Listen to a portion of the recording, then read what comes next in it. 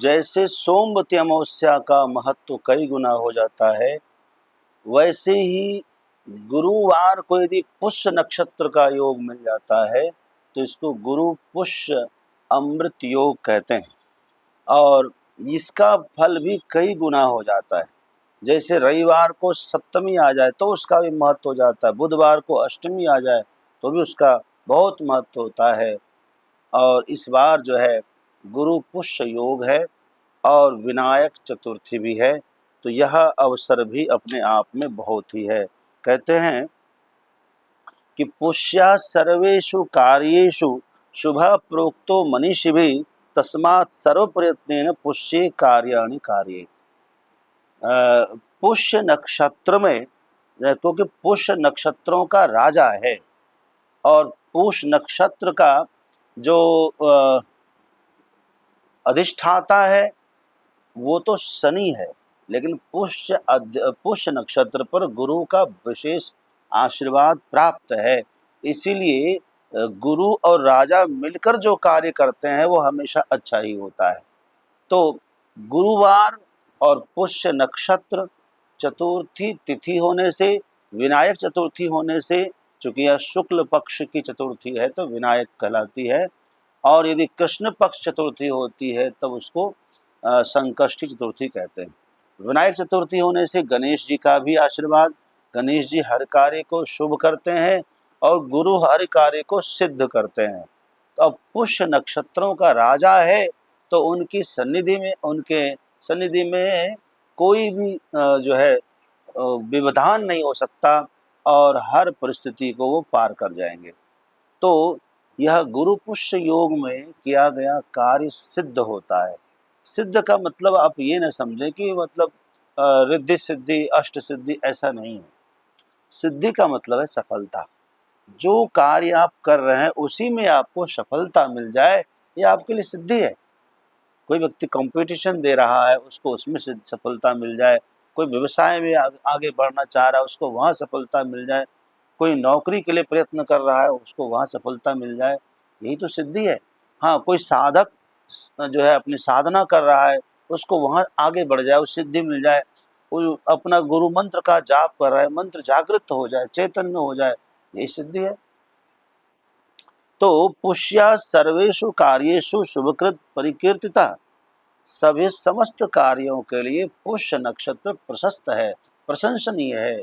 और ऋषियों ने मुनियों ने खूब इसका वर्णन किया है। कहते हैं देवानां च ऋषीणां च गुरुं कांचन सन्निभं बुद्धिभूतं त्रिलोकेशं तम नमामि बृहस्पतिम।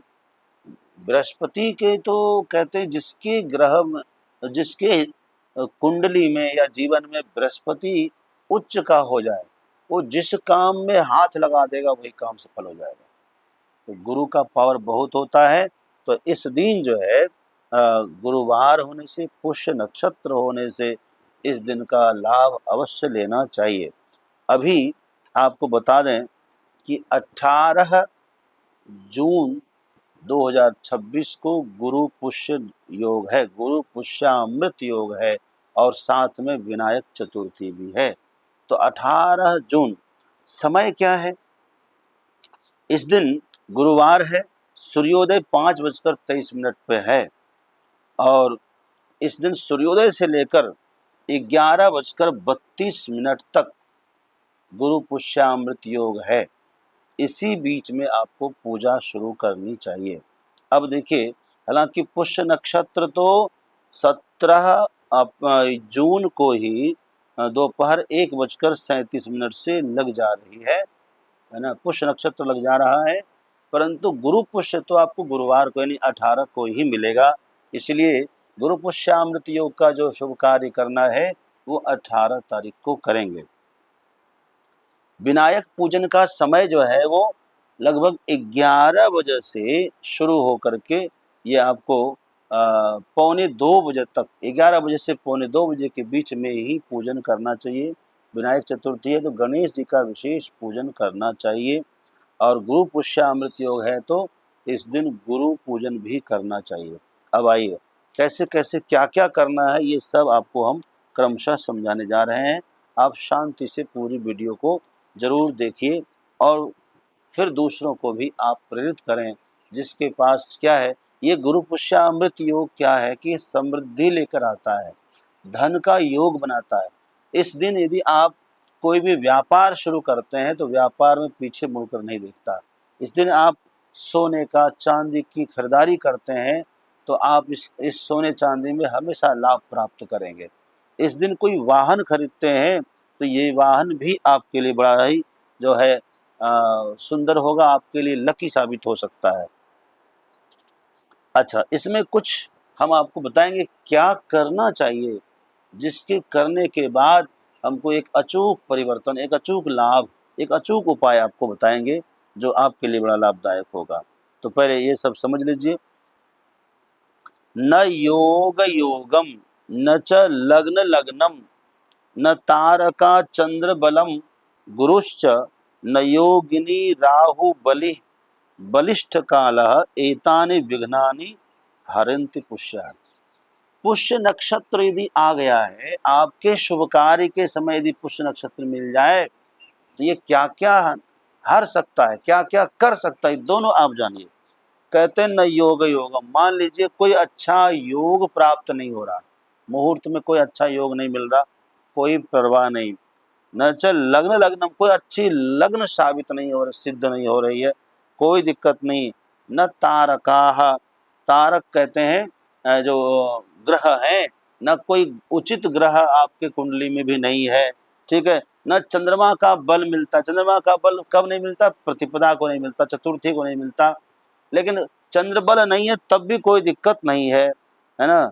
न योगिनी, कोई योगिनी, कोई राहु, राहु का दुष्प्रभाव हो रहा हो, योगिनी का दुरतिक्रम दुष्प्रभाव हो रहा हो, योगिनी विपरीत हो, राहु आपके विपरीत हो और आपका काल भी खराब चल रहा हो, तब भी ये सारे विघ्न को साइड कर देता है नक्षत्रों का राजा पुष्य।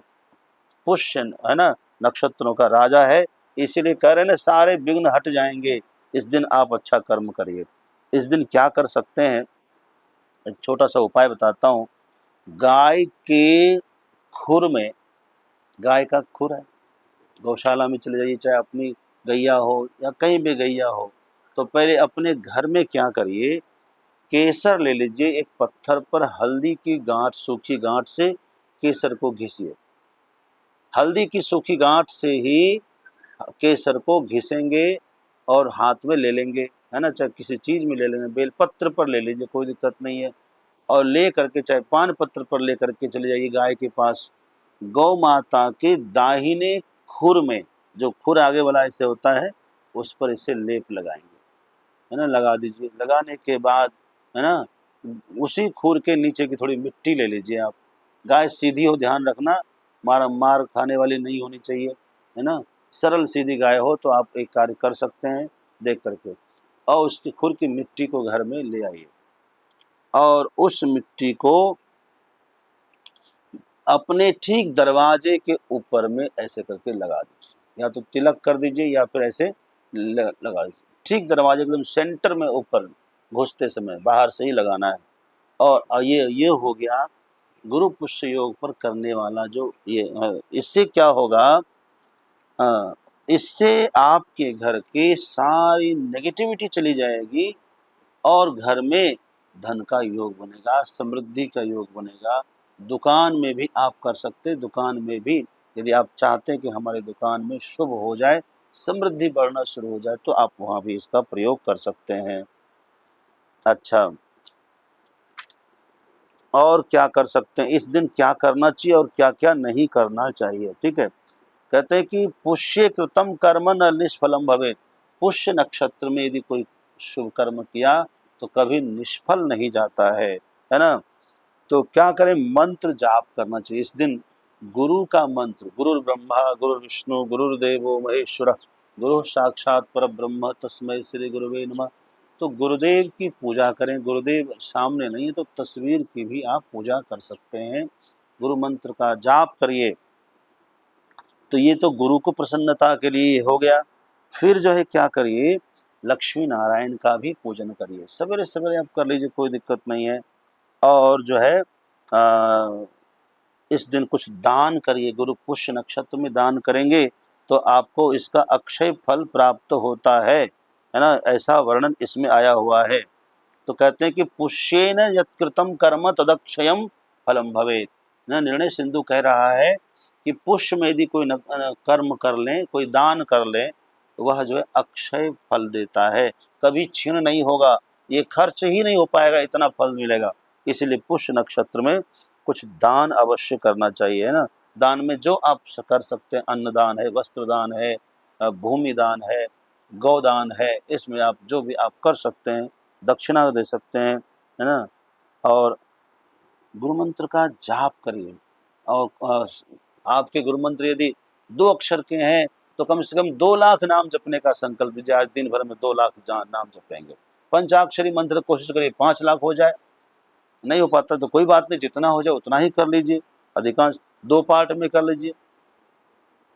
जितने अक्षर का मंत्र होता है उतने लाख जाप करने को पुरस्चरण कहा जाता है। उसका दशांश और जाप कर लेने से हवन आदि भी करने की जरूरत नहीं पड़ती है। अच्छा, गुरु पुष्य योग में यदि आप गणेश जी का भी पूजन कर लें, चूँकि गणेश चतुर्थी है इस दिन। चतुर्थी होने से, विनायक चतुर्थी होने से गणेश जी की पूजा आप दोपहर में करिए, यानी लगभग 11 बजे से पौने 2 बजे के बीच में गणेश जी का पूजन करिए। मध्याह्न सेवा गणेश जी को बहुत प्रिय है। अच्छा, इस प्रकार जो है ये जो लक्ष्मी पूजन, गुरु पूजन और गणेश पूजन है, ये आपको क्या करेगा, धन का योग बनाएगा, है ना। धन, विपुल धन की प्राप्ति, यश की प्राप्ति और समृद्धि की प्राप्ति, गुरु कृपा से ज्ञान की प्राप्ति, अच्छी सद्बुद्धि की प्राप्ति भी होने वाली है।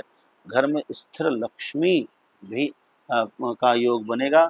सबसे बड़ी बात है, इस दिन थोड़ा सत्संग अवश्य करिए और सबके अपने मित्रों के साथ थोड़ा भजन कीर्तन भी करिए। क्योंकि पुष्य शब्द की जो उत्पत्ति है वो पुष्य धातु से हुई है। पुष्य का अर्थ है पोषण करना। ये पोषण करने वाला योग है। परिवार का भरण पोषण करने में कठिनाई हो रही है तो आप इस व्रत को करिए, इस अनुष्ठान को करिए। दोपहर में पूजा संपन्न करके आप शाम में भोजन कर लेना, लेकिन दोपहर तक जब तक पूजा परिपूर्ण ना हो तब तक आप जो है तब तक आप भोजन ना करें। इस दिन का जो कुछ भी आप करेंगे, जब तप करेंगे, तपस्या ही तो है, व्रत करेंगे, उपवास करेंगे, सबका फल अक्षय होने वाला है। बहुत बहुत शुभकामनाएं।